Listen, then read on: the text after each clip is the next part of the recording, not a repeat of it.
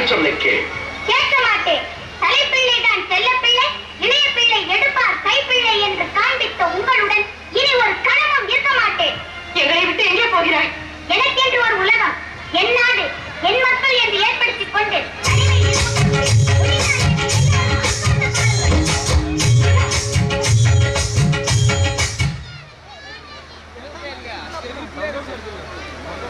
அவனை போட்டா கூட்டுனுங்கிற நீ